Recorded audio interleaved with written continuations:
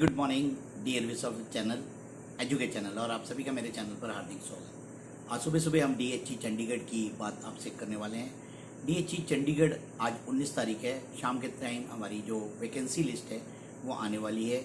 Second counselling के बाद काफ़ी सारी सीटें जो है हमारी बच गई हैं और उन्हीं पे एडमिशन होना है। थर्ड काउंसलिंग जो है वो अब कॉलेज लेवल पे होगी और जितने भी हमारी सीटें हैं वो कॉलेज को ट्रांसफ़र कर दी जाएगी। और साथ में ही ये बताया गया है कि अब आपको कल इंफॉर्मेशन आई थी डीएचई की साइट पे, जो मैंने कल वीडियो बनाकर भी आपको बताने की कोशिश की कि अब आपको भरने होंगे गूगल फॉर्म्स अवेलेबल होंगे, उसको भरना है आपने। और हर कॉलेज जहाँ जहाँ आप पार्टिसिपेट करना चाहते हो, जहाँ जहाँ सीटें हैं और लगता है कि मेरिट के हिसाब से मेरा एडमिशन हो सकता है, तो आपने उस कॉलेज का गूगल फॉर्म भर देना है। तो मैं फिर से रिपीट कर रहा हूँ, गूगल जो फॉर्म्स हैं वो आप एक नहीं भरेंगे, सभी कॉलेज के इंडिविजुअल फॉर्म्स हैं उनको आपने इंडिविजुअली भरना है। अब ये नहीं कि ये सेंट्रलाइज नहीं है, अब कॉलेज लेवल पे एडमिशन होगा, इसलिए एडमिशन डिसेंट्रलाइज हो गया है।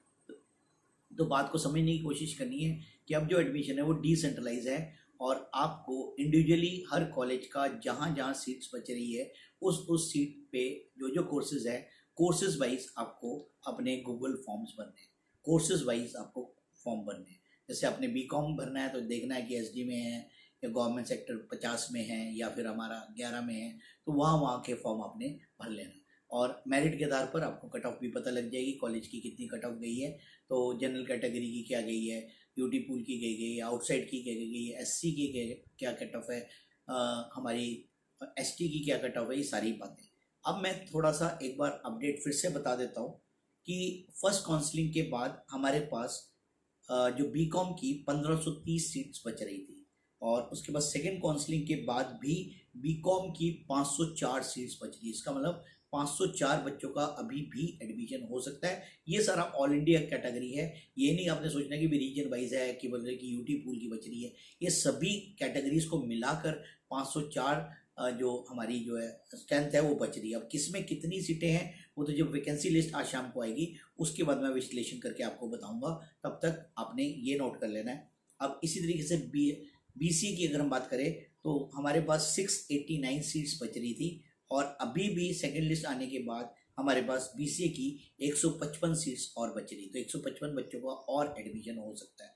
अब सबसे जो टफ कंपटीशन रहता है क्योंकि सीटें कम होने के कारण बीबीए और जो बच्चे ज़्यादा से ज़्यादा बीबीए करना चाहते हैं, बीबीए प्लस एमबीए करना चाहते हैं और सरकार को भी चाहिए कि इनकी सीटें बढ़ाई जाए, लेकिन अभी सीटें कम हैं। और इसकी फर्स्ट काउंसलिंग के बाद जो सीटें बच रही थी वो हमारी 574 सीट बच रही थी, 574 सीट बच रही थी और अभी हमारी काउंसलिंग के बाद अभी भी 111 सीट खाली पड़ी है। तो 111 बच्चों का और एडमिशन हो सकता है हमारी बीबीए के अंदर। तो आज मैं फिर से रिमाइंडर दे रहा हूँ, सुबह इसलिए बना रहा हूँ, काफ़ी सारे बच्चे जो है कई बार नहीं पढ़ पाते, नोटिस समझ नहीं पाते। मैं फिर से रिपीट करने जा रहा हूँ, अब जो एडमिशन है वो डिसेंट्रलाइज है, तो इसलिए आपने हर कॉलेज का गूगल फॉर्म भरना है। जहाँ जहाँ सीटें लगता है कि हमारा एडमिशन, तो आप भरी सारों में भर दें, तो सीटों की तो बात की बात है।